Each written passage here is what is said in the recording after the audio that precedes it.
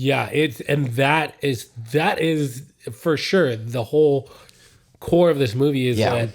that yes, it's about look, listen here. The one guy who votes no, I don't think he's think that they do a guilty or not guilty vote. He's the only one. Yep. And he's very from the beginning, he's just like, look, I get it. We all have lives outside of here. But while we are here, someone's life is in the balance, and we need to take it seriously. Because what we decide could be the end or the beginning, technically, of this person's life. Yep. And he says, like, and I think that deserves some deliberation instead of us just being like, okay, we all agree. And as he goes and says, like, here's where I find some reasonable doubt. And as he goes course by course throughout this thing, we start to see like, wow, this guy's making a lot of sense. Yep. And a lot of other people start to agree with him because they're like, okay, yeah, that doesn't make sense. Yep. And that's how we learn about the case is as they discuss it, which is fantastic. And one of my favorite things about this, and for people who have tried to remake it in their own way, have fallen short on, in my opinion, is by the end of the movie, we don't know if the kid did it. Yeah. All we know is that there are doubts. Yeah. And you have a doubt. You're like, I don't know if he did. And I would not be able to vote guilty because I don't know. Yeah. But he could have. He definitely could have, but we don't know. Yeah, and there's enough. Which is great. Yeah. Yes, it's because that's the thing. It's like, I've seen a lot of movies, and you've probably seen a lot more than me. And I know for a fact that Clint has seen a lot more than me. Because we talk about movies, and sometimes he's just like, I can't believe you haven't seen that. I brought it up to him. I was like, oh yeah, next week we're doing 12 Angry Men. He's like, you haven't seen that movie? I was like, when would I have ever seen this movie? Like, I was like, I watched free movies that were on TV, on TBS, and like whenever they would come on, or like, a basic cable stuff. I was like, that's the only time I like really watched movies as a kid. Like, where would I have seen this movie? And so he was kind of like, okay, I guess, but he was surprised that because it has some very strong foundations that I think a lot of movies built off of that. I can see. Yeah, this is one of those, like, I'm gonna take this and do it like this. Yep. Like when you see similar like Reservoir Dogs. Yeah, when you see similar structure, yeah, because like we talked about Reservoir Dogs and The Hateful Eight, like it's very so focused on the characters and their interactions that it's so good. So to me, like when I look at just Quentin Tarantino movies, Hateful Eight is one of my favorites. Like I watch it. It's very long, but it is very good in my opinion. Because each character is so unique and so interesting, you know what I mean? In their own ways. And so it's the same with this because you can clearly see there's one guy, and I'll bring it up now, is, you know, so the case ends up being about a son and he's accused of killing his dad. And one of the things that they reveal in their deliberations is someone heard him and his dad getting into an argument. They're saying that they heard him say that he was going to kill him. Like, I'm going to kill you. And the son saying that to his dad. And then there were some eyewitnesses who saw him running away from the scene, blah, blah, blah. But one of the jurors, we see him talking about his own son. Yeah. And he says his son was ungrateful and he tried to do everything for him and they don't talk anymore. Yep. And at first it's kind of more subtle. He's just looking at a photo of his son or something. And then he kind of just has some... He just says some things that relate to like, oh, kids are ungrateful. I never would have disrespected my dad in that way. Blah, blah, blah. So that is one of the characters that we see that's like, okay, you have very personal biases against this situation. Yep. And we see that because he's so staunch and adamant about this kid deserves to be punished because he does not have a good relationship with his son. Right. And I think one of the, hopefully I'm not giving too much away in our conversation, but there's, as we go to discuss the, you know, as we're talking about this movie, but the thing about it, I think that I absolutely love is that if you're going to if you're going to set something up to be able to remember that and pay it off a little bit later, that was his character was something that did that. I think. Yeah. And so like, as we talk about like movies, we don't talk about shows really, but you've seen Arrested Development? Yeah. One of my favorite shows ever. So great. Before it got canceled. Some of the smartest writing, but one of the things that I love about it is, bro, they have jokes and things that are set up in early seasons that don't pay off until later seasons. Like a full season will go by and they'll still make references to things that happen. Yeah. And I'm just like, this is so freaking genius. There's another movie I was thinking of where they do that. They're very mindful of is it a movie we talked about? They're just very mindful about what they did and the stuff that they do, they pay off. And I can't Training Day? Huh? Training Day? Yeah, maybe. Yeah, it was Training Day because it's like everything that happens is important and they reference it. Like it doesn't start off like big in the beginning, but it is at the end. He says, hey, like in the beginning, everybody's calling him a rookie, or the fact that he says, hey, don't ever come in here without me or you'll get killed, and talk about his neighborhood. There's a lot of things that it's just like, it's seemingly small. Even Roger, the first time they meet him. If you haven't seen our episode on Training Day, go watch the movie first, then watch that. But when they meet Roger, like there's a payoff later that you're like, oh crap.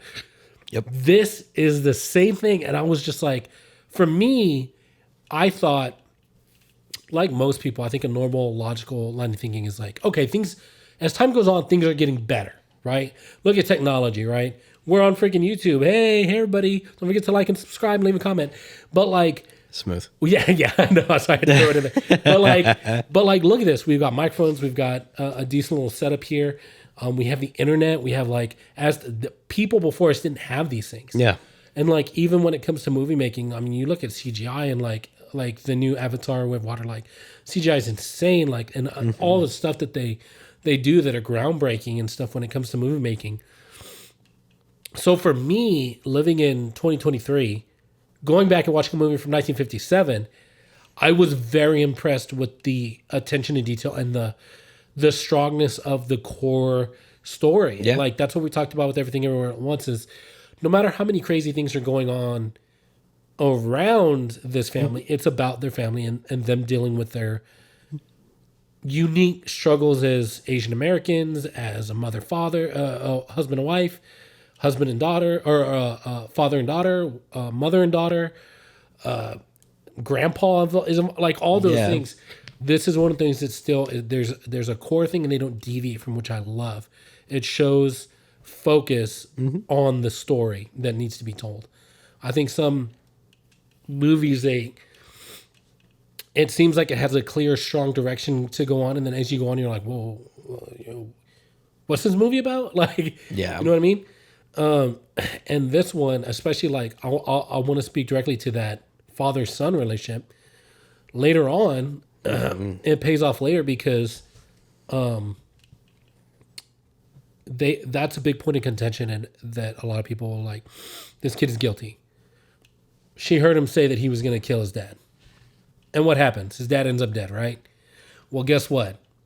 Mr. Guy that doesn't have a great relationship with his kid gets so angry at the guy who from the beginning was like not guilty that he gets so mad at him that he's like, I'm gonna kill you. Yeah. And then he's like, everybody kind of shuts up, and then he kind of realizes then he kind of realizes like, oh well, I guess you can be angry and say something and not mean it. Yeah. Which goes back to, in everybody's mind, you could see everybody just wheels turning like, oh shoot, wait. That's what they said the kid said. Like, do we really think that this guy is going to kill the other guy? No, we do not. And it all brings that, well, now there's reasonable doubt. Just because someone says something doesn't mean that they're willing to go through with it. We've all said ridiculous things in heights of emotion, anger, frustration, depression, sadness, whatever the case may be. We've all said some things that we're not serious about, right? That we can say, okay, well, obviously I didn't mean that. I'm sorry, Yeah. And that was one of those moments that I think was so good that it paid off, is that hey, this is such a big important part of the case, and then you hear this guy in this deliberation say the same thing, and just proving the guy who says not guilty in the beginning's point of like, okay, look, there's got to be enough reasonable doubt here. I thought that was so great.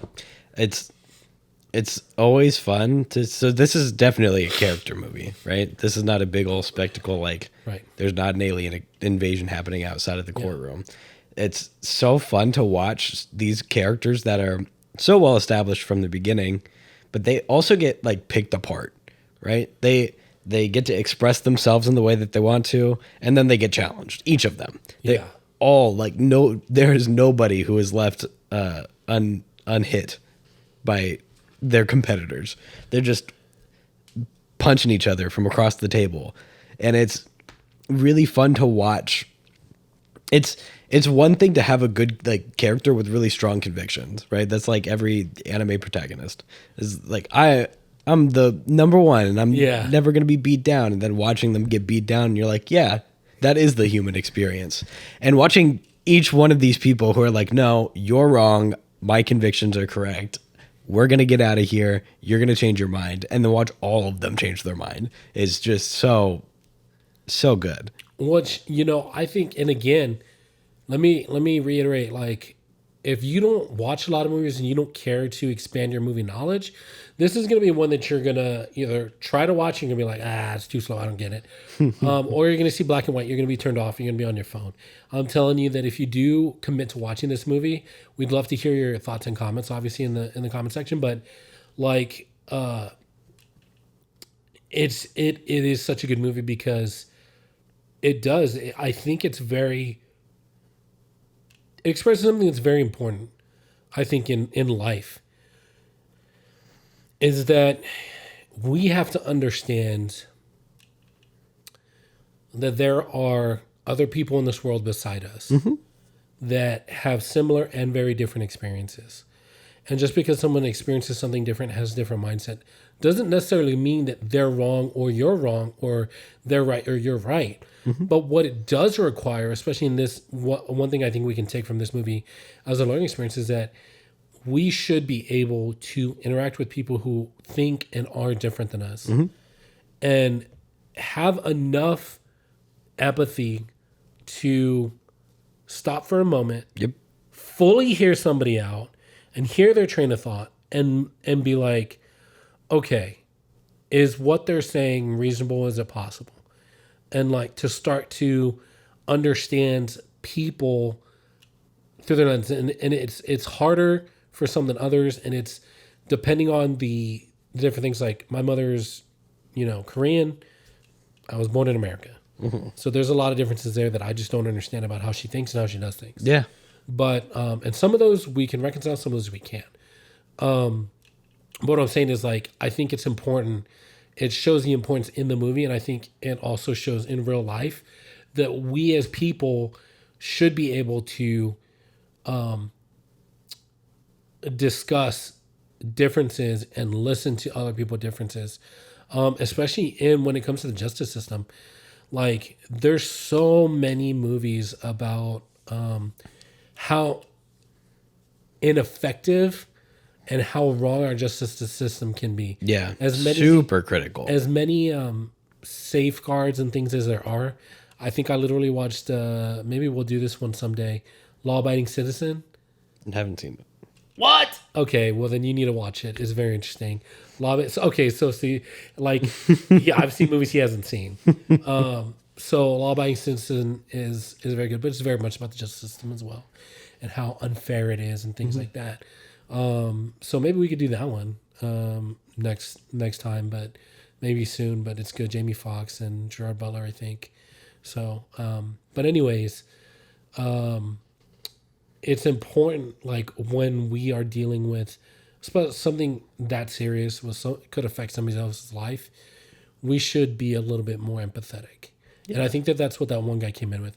There was another guy in the room who, he grew up on the poor side of town. He said, he said, hey, I grew up, I understand this kid struggles, like, in a real way. And he could relate to that. But I think initially he was also one of the ones that voted guilty right off the bat. Of course. Yeah. So Well, if you think about it, if you're sitting in a courtroom, I think it's like a 2-3 week long process. You got to sit there the entire time, no entertainment. You're just looking at a case. And then you're finally like, great, once we make a decision, we get to go home. Yeah. And that's also part of the problem, to be honest. It's like, you got to make a quick decision. You don't. There's sometimes like weeks and weeks of deliberation that need to take place to actually come to a conclusion. That all being said, this is one of those movies that I keep in my back pocket to get people who are like, I don't watch old movies, to be like, you do. You do in just many different ways. You just don't realize that a lot of the movies you watch are based off of these stories that have already been told in a very unique and great way. Yeah, Tarantino's whole career, and he'll attest to it himself. People will be like, how do you come up with such creative ideas? He's like, I don't. I steal everything, shot for shot. There is not a single thing. There's not a single shot or a thought idea that I have done in my movies that I did not take from something else that I've watched. That you've seen. Yeah, exactly. Hey, full-time movie fans, thanks for hanging out with us. Hope you had a good time. Don't forget to like and subscribe. Leave a comment. We want to hang out and discuss the movie with you. So don't forget to do that below. Have a good one. I hope your day is everything you dreamed it being more.